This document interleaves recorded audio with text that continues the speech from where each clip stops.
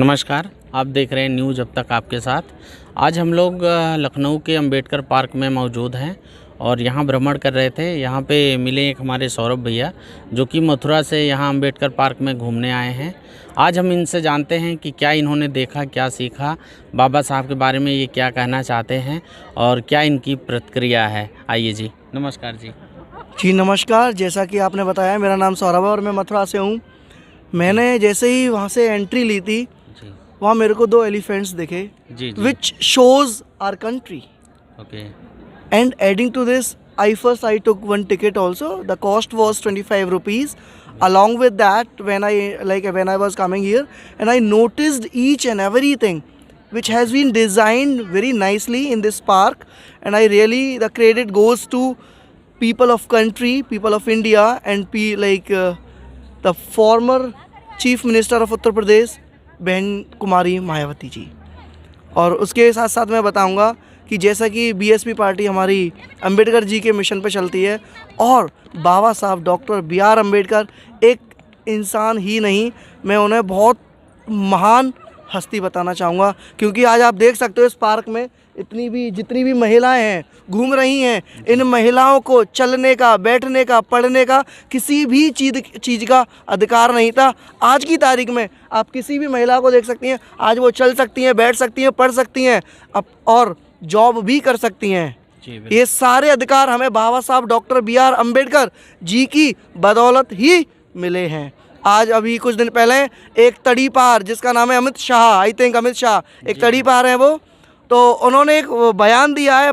मैं निंदा करना चाहता हूँ उस बयान की। उन्होंने बोला है कि क्या अम्बेडकर एक फ़ैशन बन गया है। अम्बेडकर एक फ़ैशन नहीं है अमित शाह जी, मैं आपको बता दूँ, अम्बेडकर एक ब्रांड है जो कभी ख़त्म होने वाला नहीं है। जैसे आप सूरज को देख सकते हो, ये सूरज जब तक चमकेगा बाबा साहब डॉक्टर BR अम्बेडकर तब तक चमकेंगे।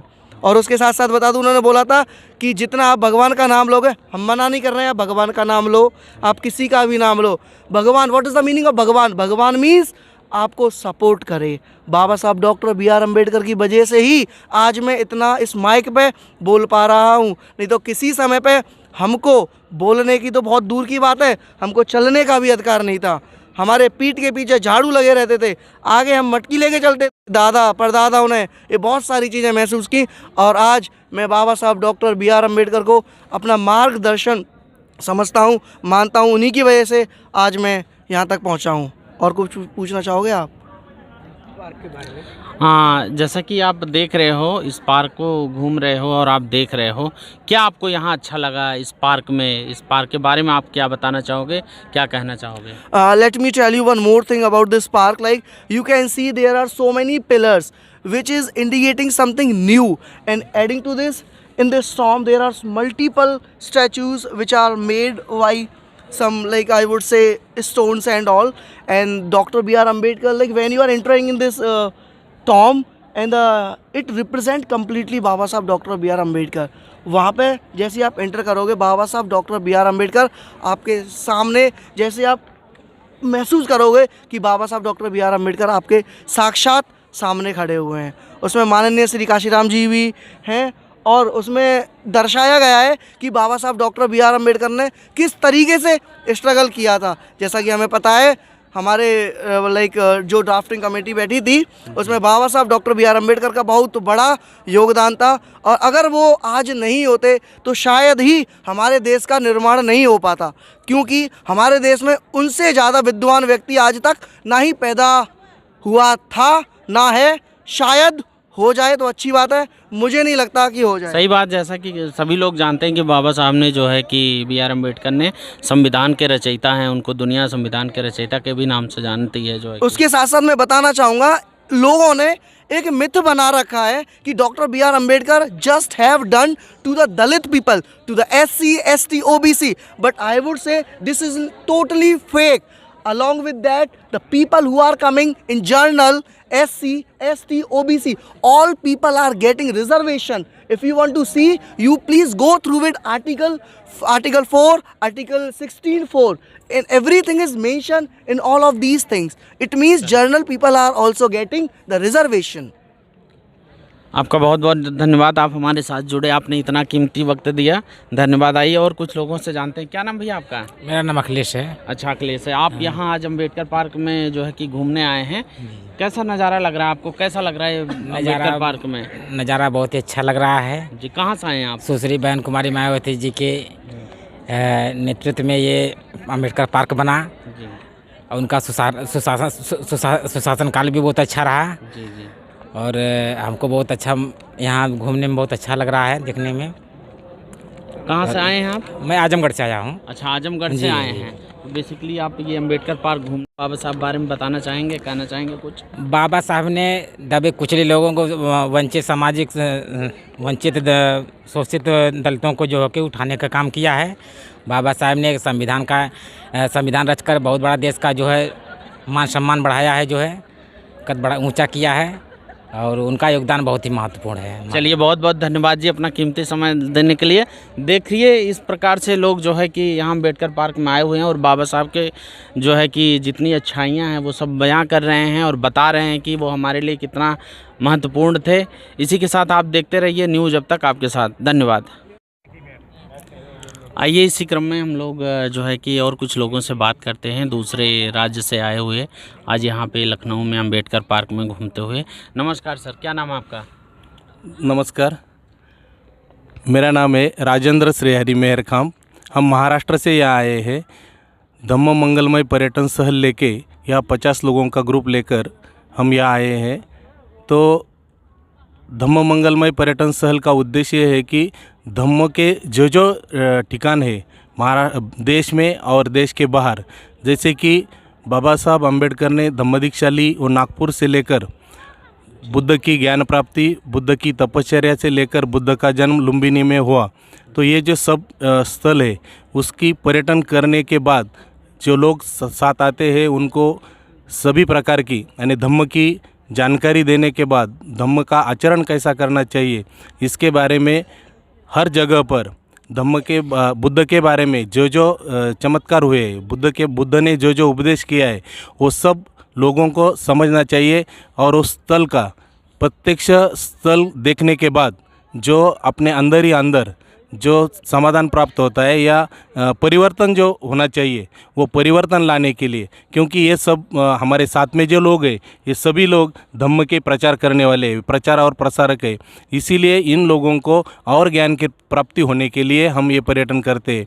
उसका ही एक हेतु हम यहाँ लखनऊ में जो आए तो यहाँ बहन मायावती ने सभी महापुरुषों के कार्यों को प्रदर्शित किया है और ये महान कार्य देखने के लिए कि हम इस दुनिया में आए हैं तो इस प्रकार हम समाज का कुछ देना तो लगता है। इसीलिए मायावती ने और कांशीराम जी ने जो समाज का परिवर्तन किया वो बाबा साहब के योगदान से किया है। इसीलिए धम्म और बाबा साहब और ये सभी महापुरुषों की जानकारी लेने के लिए हम इस परिसर में आए। आप लोगों ने हमें देखा और हमसे बातचीत की, इसलिए आपका बहुत बहुत धन्यवाद। सर ये बुद्ध जी के बारे में जो उनके कुछ नियम थे उसके बारे में कुछ बताइए। बुद्ध ने जो तपश्चर्या की, क्योंकि बुद्ध ने जीवन में देखा कि दुख है, दुख का कारण भी है और उस कारण का समाधान करने के लिए बुद्ध ने जो धम्म खोजा, धम्म यानी जीवन मार्ग खोजा। इससे आदमी का जीवन सुखी होने के लिए यानी विश्व में जो पैदा हुआ है उसे सुख समाधान प्राप्ति के लिए सत्य और अहिंसा के मार्ग पर पथ पर चलने के लिए बुद्ध ने जो धम्म दिया है उस धम्म का अनुकरण बहुत सारे देशों ने किया है। धम्म का उगम इस देश में हुआ और जिस देश ने धम्म को अपनाया वो देश बहुत आगे निकल गया, उससे अपनाया नहीं, यानी हम यहाँ बटे रहे। इसीलिए हमने जीवन मार्ग अपनाया नहीं तो हमारी प्रगति सीमित रही। लेकिन जिन देशों ने बुद्ध को अपनाया वो देश आगे चल गए, बहुत आगे निकल गए। उसका आदर्श हम लोगों ने लेना चाहिए।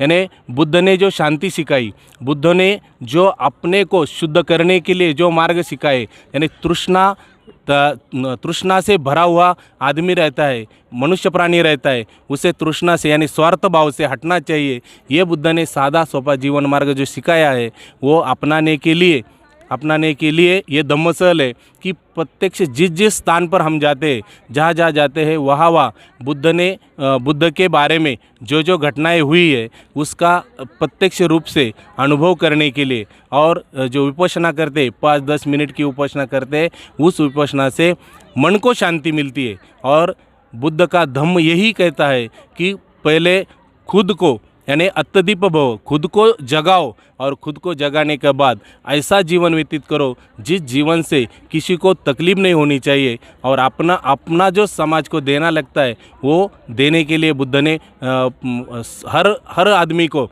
विश्व में पैदा हुए हर आदमी को ये संदेश दिया है, सत्य और अहिंसा का संदेश दिया है।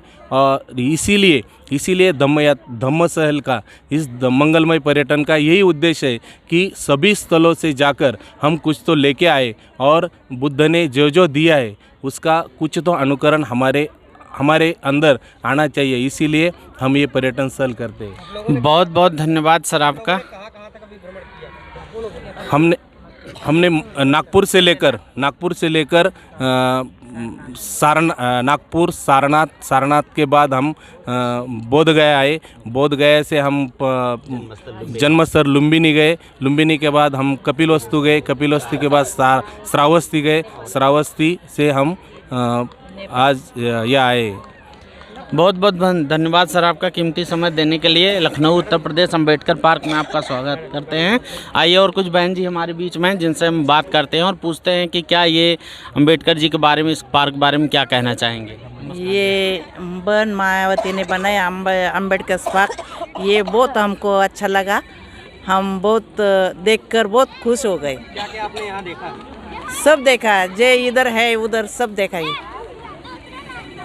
तो क्या आप बुद्ध जी के बारे में कुछ बताइए, क्या आपने सीखा? नहीं, अभी इन्होंने बताया ना सब। वो तो वही। हाँ, मतलब ये जो धम्म आपका मंगलमय पर्यटन है, बेसिकली आप लोग ये कह रही हैं कि हम लोग श्रावस्ती गए, लुम्बिनी गए और लखनऊ आए हुए हैं और इस अम्बेडकर पार्क में। अच्छा, तो क्या आप लोगों का बहुत बहुत स्वागत है यहाँ लखनऊ उत्तर प्रदेश में इस पार्क में, और कि आप लोग अपना समय निकाल करके इस पार्क को ऐसा समझो और आप लोग आए यहाँ पे।